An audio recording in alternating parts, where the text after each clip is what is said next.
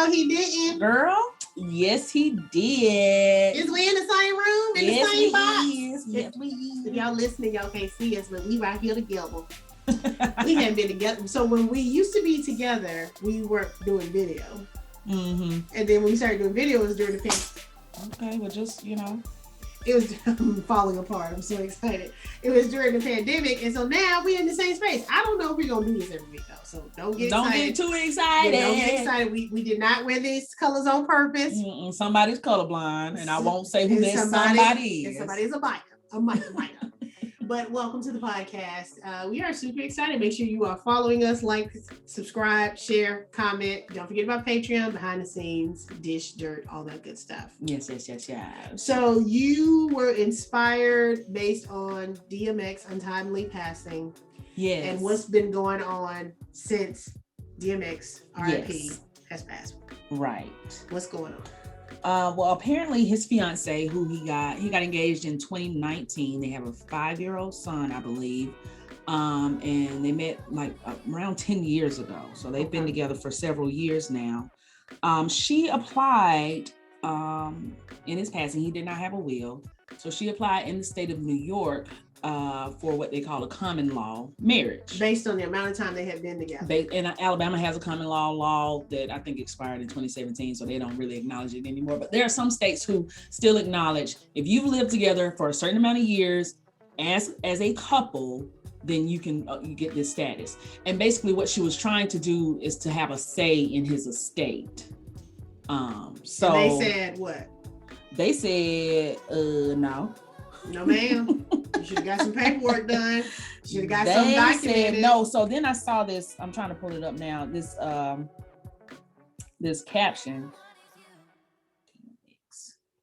Common law marriage. Yeah, we don't do no common law. And I know a lot of times I say, well, I just want a partner. And even if we're not married, I just want a partner. But if I married my partner and all that kind of stuff. But once you get to a certain age, and especially if children are involved, and especially if large amount of money are involved, right, we're going to have to, now, have if you ain't got legal. nothing like me with student loans, then you probably don't want to put your name on my So this caption, I saw this floating around on social media, and I don't know who was the originator of the post, but it says, this is a lesson for all of you marriage, quote unquote, marriage is just a piece of paper. Another quote, a bond is better than a title. Another quote, what's understood doesn't have to be explained. Girl, why did somebody say that to me? Then this is for all of y'all. Go on and be a forever girlfriend if you want.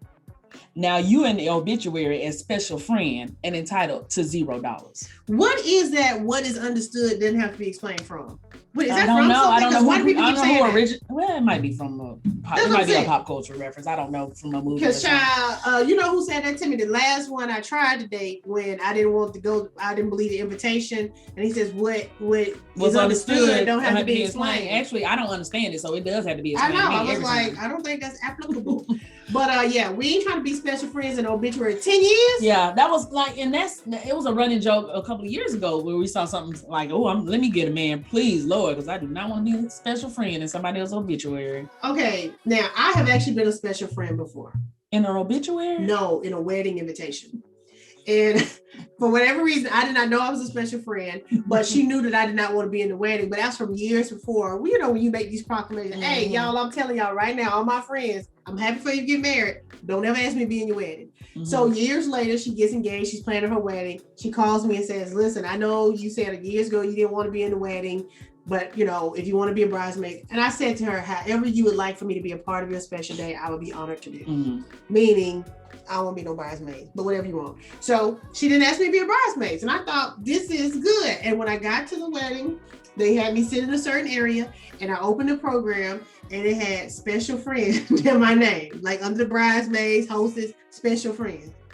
And I was like, what does that mean? So how did that make you feel when you saw that? Crazy as hell. Yeah. Because I didn't know, like, I'm the you friend. You didn't really have to do that. At all.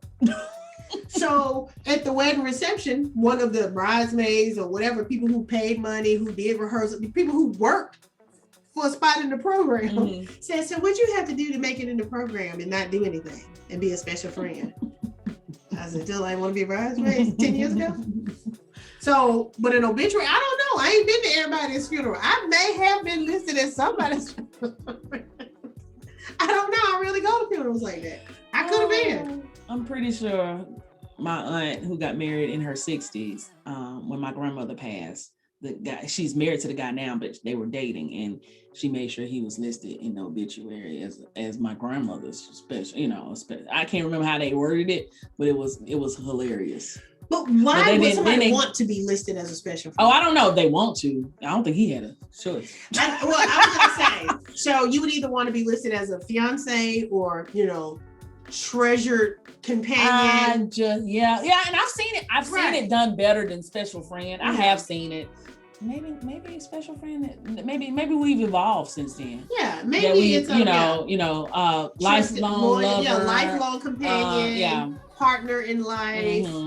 Partner in love. Right. So, but you be fine with any of those titles, anything other than special friend? I don't think I want none of them. Well, okay. I really don't think I want them. Okay, but I guess I would be okay. Yeah, if I had to choose, then it would not be a special friend. But you don't want none of them. No. But you've been dating this guy, let's say 2 years, and he meets his untimely demise. Would you want to be listed as he leaves to cherish family and his girlfriend, Robin? Or would you not want to be listed at all? If it's just 2 years, I could be a girlfriend if we were okay, serious. 2 years in, let's say you're not listed at all. The family, they I'm not, I don't have nothing to say about it. I really don't.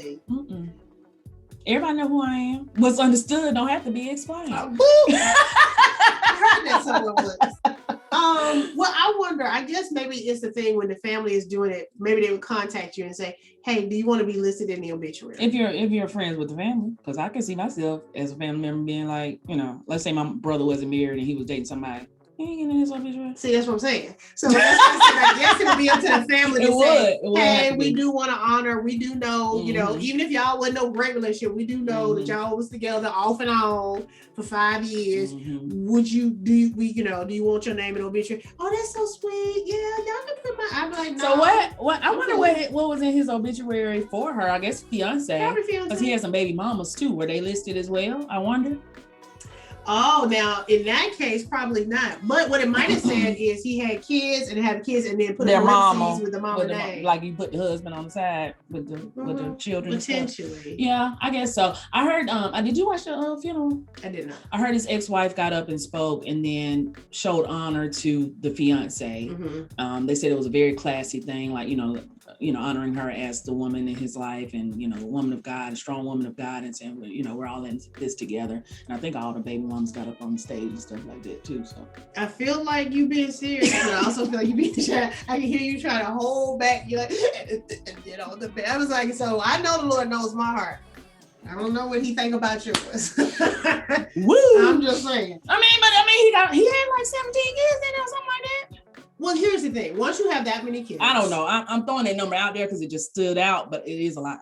But once you have any kids, one kid, and you have money or something that somebody would want, you gotta have a will. I agree. And the article I read, the attorney said, this is the problem. We do not have a will. So we just, like even with all the kids he has, because they have different parents and stuff like that, anybody over 18 is laying claim to his estate. Right. And so that's just causing an even bigger issue. Right. Than especially when you have money. Now you ain't got nothing here. Right. Y'all fight over my scraps. But even with the wills, people still contest the wills. They can. People say, but at least you have some, but at least you have something, to go by, to start from, to fight. Now you're really fighting from scratch now. Like, okay, so I don't know, but yeah, I don't. But what is in DMX's estate? I don't know. Somebody said it could be 50,000. Some people, So I don't know. By the time you didn't pay the attorneys to do this, you had to dig him about the grave to try to sell some of the gold out of his mouth to pay. Yeah, so I don't know, but back to the topic at hand, the common law marriage. That's not something you would sign up for, correct? Because you have said before, you want to get married now. No, but I'm saying I'm okay with being a partner. However, if we have children, property, if you have some kind of worth of value, no, we gonna have to document this. Yeah. If you ain't got nothing, then I don't want my name on your stuff. They gonna come trying to get it from me after you did. All the debt. So let's be clear. Oh no, he ain't got nothing. Don't put my name on nothing. But if you got a little something, it's not gold digger. But I'm saying, let's say you got some, probably I'm going to end up with somebody who already has children, you know, okay, I'm going to make sure the kids are taken care of or whatever, you know, but put it on paper so I can help execute it. You see what I'm saying? Because all the kids' relationship might not be intact, or you know, whatever. There have been some issues with people in the past, and don't judge me, but Fred Shuttlesworth comes to mind. Too late. When he got married this last time, I don't think his children are totally on board. His adult children. Right. So when he died, of course, she was the rightful, you know, legal head of his estate. And I remember that being a big deal. And it was like, it kind of sullied his name a little bit in his death, because the kids were mad at her because they thought that she was doing things, making him do things under duress, or like, you know, where he wasn't mentally capable of signing and making these decisions. So there have been issues with that in the past where, you know. Well, it's always going to be issues, especially if it's a new wife that ain't the grown adult kid's mama. So already they're like, oh, she ain't looking out for me. But I think it is worth it, especially if you marry an older man. I think it's worth, while they are of sound mind. Like, I don't care. We can do it right after the rehearsal dinner or before. Meet with the kids and say, hey, he is in his right mind. Yes. This is what he has put down on paper. Right. And it's not like you're trying to take everything. Right. Like they're his descendants, so they deserve whatever they. But have that conversation. Because if there is a decline in health or mental ability, I don't want y'all coming for me to I tricked him. Or it's like, hey, when we get married, we need to sit down with your children and let them see how this works, what they're getting and whatever. And so God forbid that you leave the earth before us. We're just trying to make sure. We ain't got to fight. And you better leave before us because you're 30 years older than all of us. And so but again, in these situations, you like to say, I just had a thought. So let's say you marry someone who's older and you both draw up wills once you're done married. So would you, as a married person to him, would you like write off like some of his kids or have his kids included in your will? Probably not. I have nieces and nephews, so no. Okay. Okay.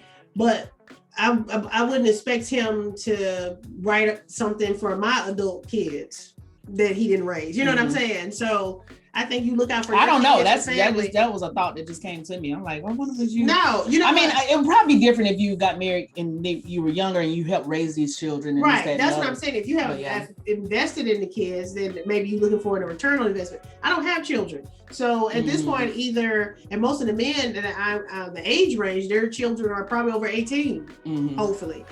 So I can see myself building a friendship from the family with the kids, but I didn't, raise them. So at that point, if Papa died, they ain't gonna be checking for me to be getting nothing.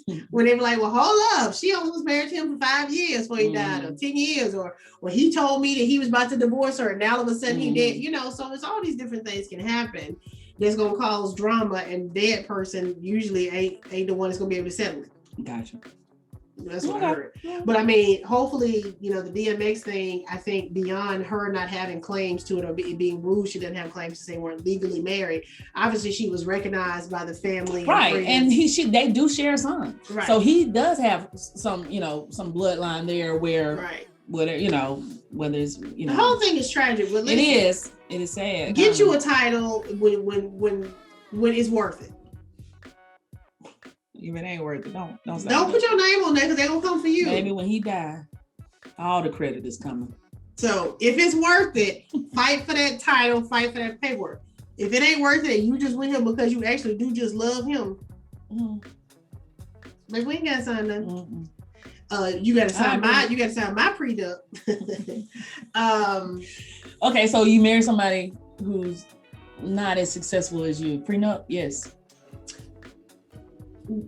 Yes and no. If I marry somebody today, no. You ain't got nothing. If I marry somebody today, no.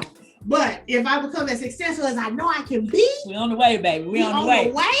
But yes. But today I'd be like, what you gonna get? Yeah, you can't get blood from a turnip, so just love me and keep it moving. You be around here like Mary J. Blige. But would you have a problem signing a prenup?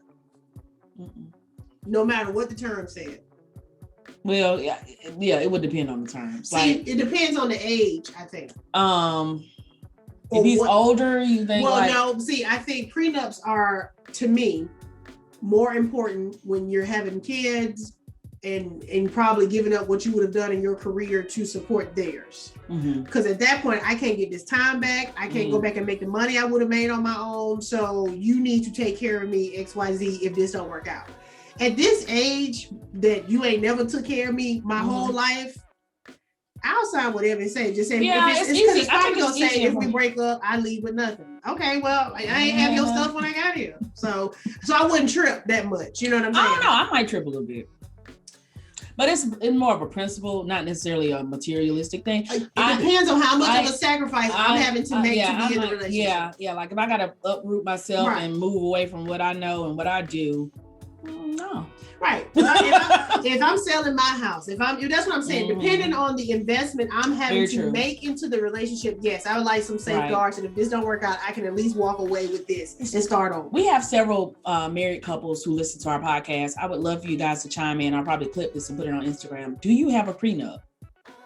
If y'all don't mind telling us. I don't know. Do so-called regular people have prenups? They may. That's what I'm saying. Or would you ever consider one, single women or men? A post-nup. Like now I done made it and we need to put some on paper. Would you ever consider signing one or having one, as part of your marriage agreement if you were to ever get married? I want to know something. I want to know if anybody has any though. Let me tell you why I would be pro prenup. If a man wanted me to sign a prenup and he's successful, he got something that he's trying to protect, I am so 100% pro prenup because he is in love with me right now. He ain't thought about hating me. He ain't thinking about us breaking up. So he's probably going to be more generous while he is in love with me, probably against his attorney's wishes.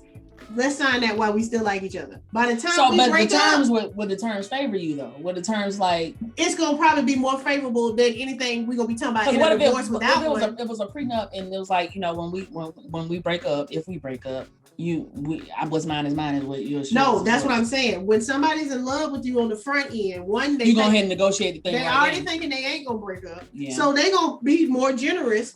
Because one, they don't think it's ever gonna come into play, and two, they love you. So yes, I want to take care of you. I love you. I can't even imagine. I agree. But by the time you get to that divorce, the next year, they don't know you. They hate you. They already got the other baby mama on the way. He ain't checking for you like that. So give me something on paper while you love me.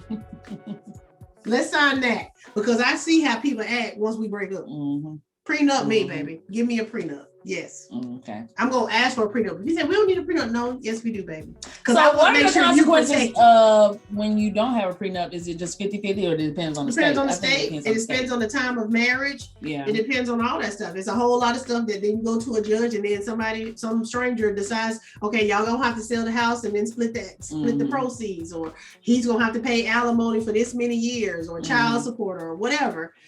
Put it on paper while you like me. Okay. What y'all talking about?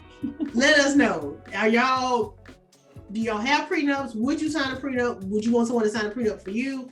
All that good stuff. Also, common law. Are you still thinking marriage is just a piece of paper, or is that why you want the piece of paper is for these situations, or just because you want it to be recognized? Or are you just fine with being someone's special friend on their obituary? Is that okay with you? I just feel like the way you said it seems like the answer is somebody might be out there that feels that way, and it's okay. You not saying it like it's okay. I mean, it's okay for you. Hey, if anybody plans on dying, let your family know in advance. Don't put her in your obituary as a special friend. She don't want it. No, I really not. That's kind of shameful almost. I'm embarrassed. I'm gonna get me some paperwork and documentation, and I'm gonna own me a man. Before it's on. Get me some paperwork. Until next time. Oh no, he did. Girl, yes he did.